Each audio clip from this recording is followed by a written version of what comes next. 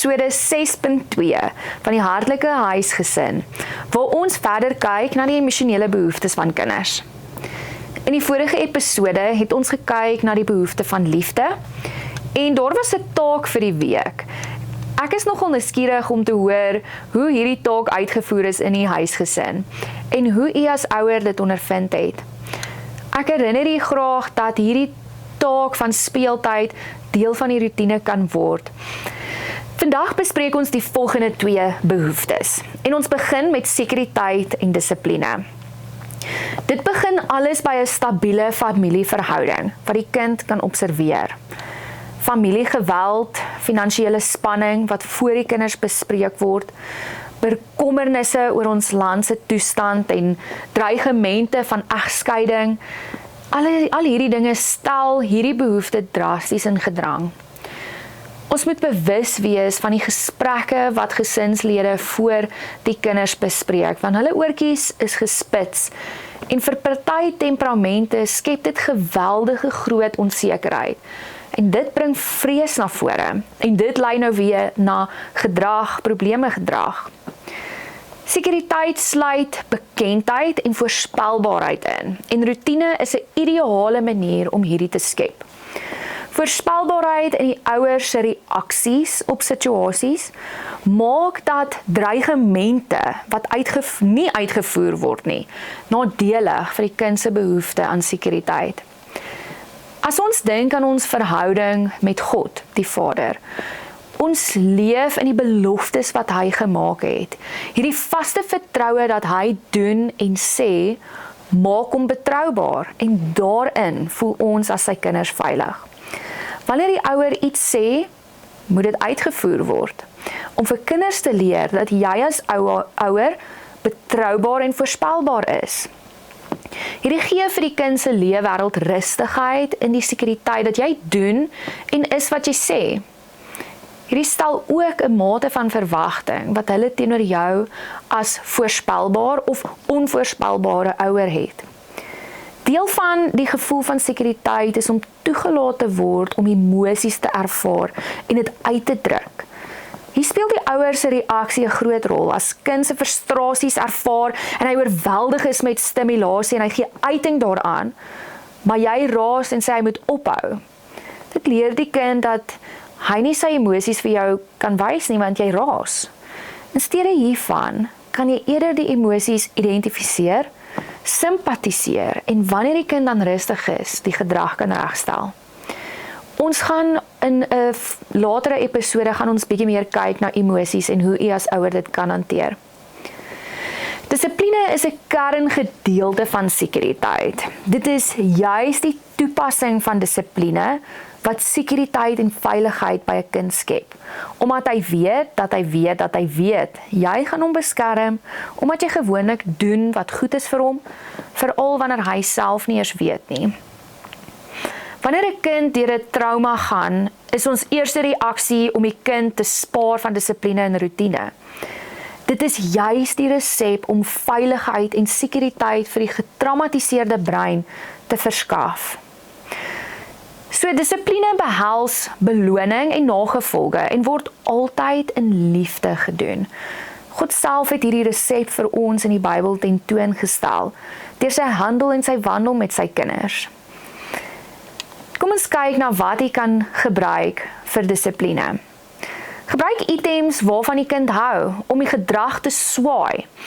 Daar's 'n gesegde waarvan ek so baie hou. Behavior is moved in the direction where it is pleasant. Gebruik beloning om positiewe gedragsverandering te kweek. Straf en raas is 'n eksterne manier wat ouers gebruik om hulle te maak besef wat hulle verkeerd gedoen het, waar nagevolge hulle aanmoedig vanuit die hart om volgende keer beter te doen. Navorsing het getoon dat positive consequences for good behavior is the best way to mold behavior. Hulle praat van positive reinforcement en dit is 'n meer effektiewe manier om goeie gedrag aan te hits. Kom ons kyk hoe ons prakties hierdie behoefte kan aanspreek. Ons begin met 'n vaste roetine vir die week. Daar is altyd iets wat voorval en dinge verander, maar ons probeer soveel as moontlik by routine te bly. En as daar iets is wat verander, om die kind dan wel in kennis te stel dat dit is die verandering. Die tweede gedagte is voorbereiding vir moontlike veranderinge. Dan kyk ons ook na volwassenes moet saamstem oor dissipline in 'n huisgesin. Hierdie is 'n baie belangrike punt. Dit skep 'n vorm van veiligheid en sekerheid wanneer kinders weet dat ma en pa of wie ook al nog in die huis is, almal op dieselfde bladsy is wat dissipline aanbetref. Ons kyk ook na nagevolge vir aksies van ongehoorsaamheid. En hierdie moet altyd ouderdoms toepaslik wees en gepas vir die omstandighede. Al maak u as ouer 'n onredelike eis en dit word dan dalk 'n dreigement, vra jy dan om verskoning om te sê dat ek besef dat ek onredelik was en ek is jammer. Hier is die nuwe eis wat ek stel. In plaas daarvan om dit net te los en dit as 'n dreigement te los. Die slegste ding wat ons kan doen is om te dreig en dit nie uit te voer nie. Kinders sal ons dan altyd toets. Die uitdaging vir die week wat ek graag aan u stel, is gebruik 'n Sondag aand om saam met die kinders op die bed te sit en die week te bespreek. Alles wat moet gebeur, aktiwiteite waarvan hulle dalk moet weet. Gaan deur die gebeure van die kind, al die kinders in die huis en wat hulle kan verwag. Die gesin se Bybelstudies of kerk of miskien is daar 'n ouer wat laat werk. Stel alles in die skedule en beplan u week. Hierdie weeksbeplanning kan ook dalk teen die yskas gesit word, dat al die kinders kan sien wat dit is wat gaan gebeur. Die tweede gedeelte, besluit op die dinge waarmee u as ouers nagevolge kan uitvoer. Byvoorbeeld maats, die TV, speelgoed of 'n selfoon. Besluit vooraf, wat is redelike nagevolge vir aksies? Wanneer al die huiswerk voltooi is, kan die kind miskien met 'n uur TV beloon word. TV word nie in woorde weggevat nie, maar gebruik dit eerder die woorde soos, jy het jou huiswerk baie mooi voltooi, en nou mag jy 'n uur TV kyk. Dit is dan as 'n beloning en nie 'n straf nie. As die kind 'n taak uitgevoer het wat jy gevra het, beloon hom met iets wat julle nou vooraf bespreek het. Ek herinner u that behavior changes in the direction where it is pleasant. Ons beweeg dan aan na die derde behoefte, en dit is na lof en erkenning. Hierdie is 'n kernelement in die vestiging van 'n kind se identiteit en sy gevoel van selfwaarde. Let op dat lof en erkenning fokus op die plesier wat gewys word rondom die aksie en die lof wat gegee word vir 'n prestasie. Dit kan ook iets kleins wees, soos 'n kind wat sy klere optel wat hy nie gewoonlik doen nie. Dit is ook die bemoediging in swakheid en redelike verwagting wat ouderdoms toepaslik is. Kom ons kyk na 'n paar punte waaraan jy wel lof en erkenning kan gee. Ons begin met suksesse. Dit is klein of groot. Byvoorbeeld, 'n kind wat gewoonlik sy boetie of sy sussie geslaan, het vir een oggend nie sy boetie geslaan nie. Gee erkenning aan hierdie gebeurtenis. Die volgende gedagte is pogings. 'n Kind wat byvoorbeeld help om die huis op te ruim. Dis dalk nie op die standaard van verwagting nie, maar die poging om te help is daar. Identifiseer dit en erken dit.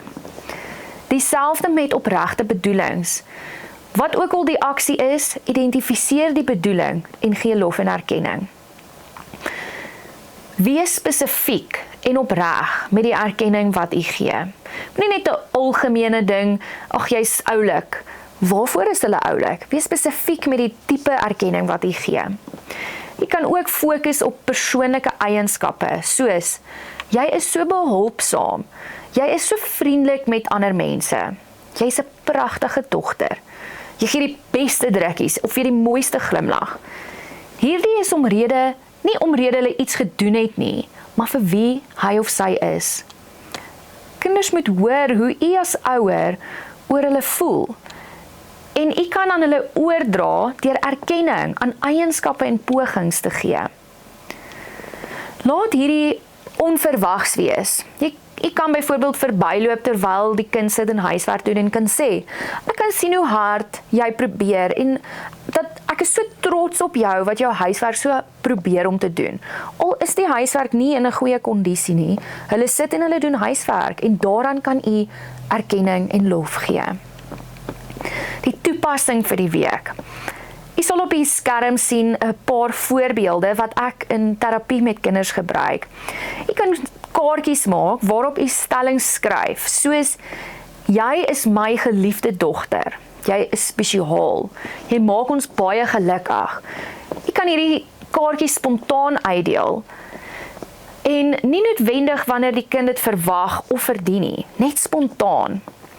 Kyk gerus na hierdie kaartjies. U kan ook die kontakbesonderhede gebruik om navraag te doen en ek kan hierdie wel vir u aanstuur en u is welkom om hierdie kaartjies te gebruik. In die volgende episode kyk ons na die laaste 2 emosionele behoeftes. Ons sal die behoeftes van verantwoordelikheid en nuwe ervarings bespreek. Tot volgende keer.